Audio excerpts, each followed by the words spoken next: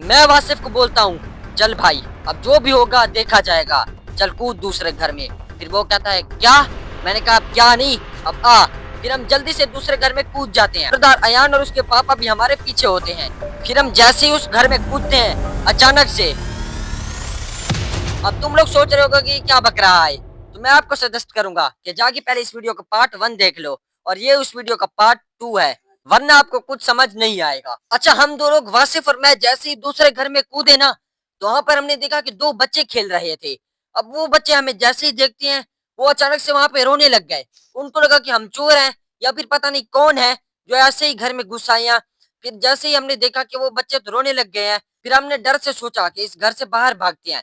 फिर जैसे हम दरवाजे की तरफ भागे, अचानक वहां से हॉर्न की आवाज आई। तो हमने ये सोचा कि अगर बाहर गए तो पकड़े जाएंगे, तो इसलिए हम अंदर भागे। ये सोच कर के बाहर से कोई आ रहा है, हम बचने के लिए घर के अंदर घुस गए। लेकिन हम अभी उस घर के अंदर घुसे नहीं थे, क्योंकि हमें उस घर के बारे में कुछ भी नहीं पता था। मुझे तो ये भी नहीं पता था कि ये घर है किसका।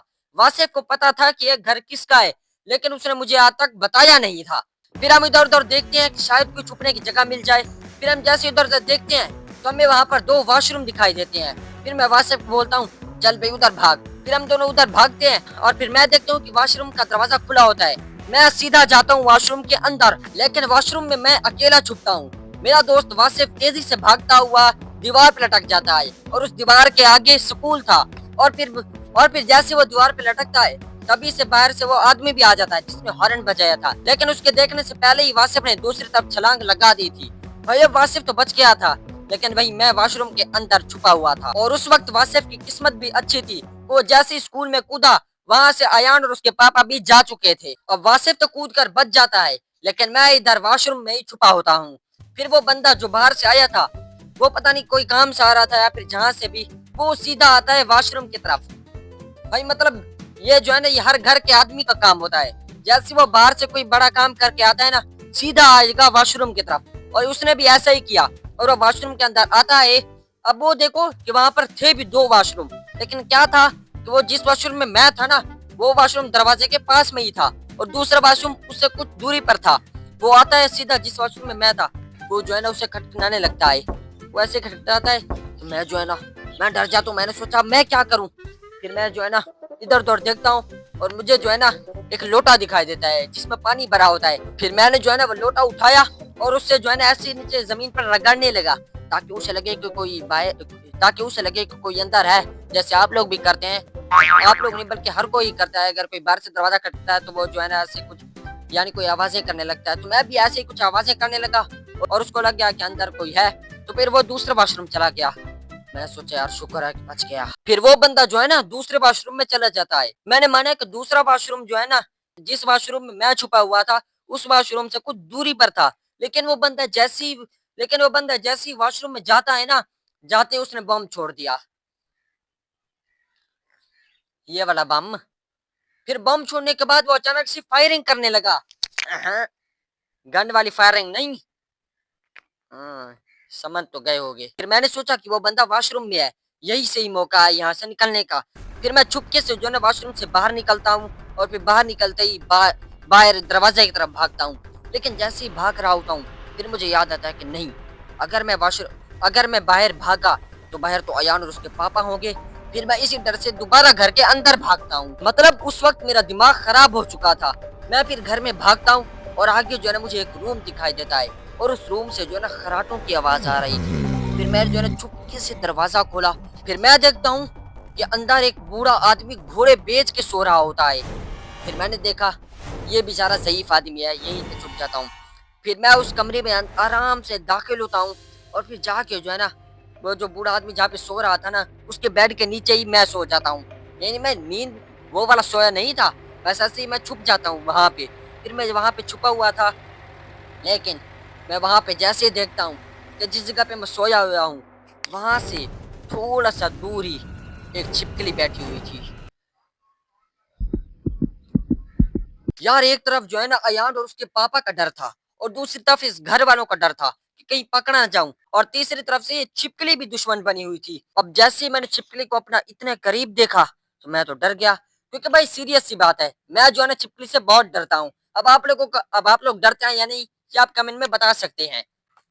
फिर मैं जो है ना छिपकली को देखता हूँ और मैं बहुत डर जाता हूँ। फिर मेरी जो है ना वहां पे चीखें निकलने वाली थी, क्योंकि जाहिर सी बात है अगर छिपकली से आप डरते हो और वो आपके इतना करीब हो तो चीखें तो निकलेंगी ही। अब छिपकली मेरे इतना करीब थी तो मुझसे कंट्रोल नहीं हो रहा था, इसलिए मैं वहां से इसलिए मैं आराम से ही उस कमरे से निकल गया और फिर चला गया आगे वाले कमरे में।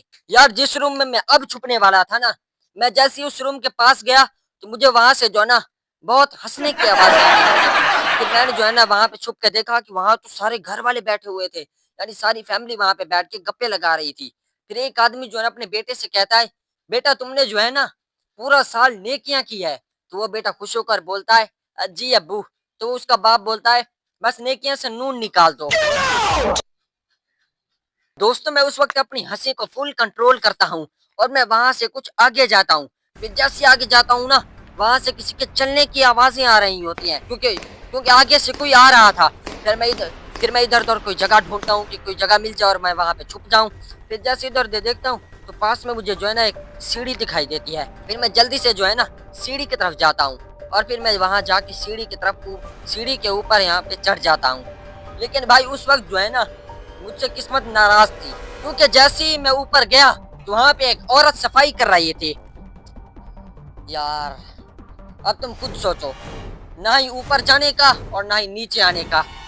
मेरा दिल तो यही करा कि मैं वहां से छत से ही छलांग लगा दूं, लेकिन फिर बाद में याद आया मैं शादी भी ओ सॉरी।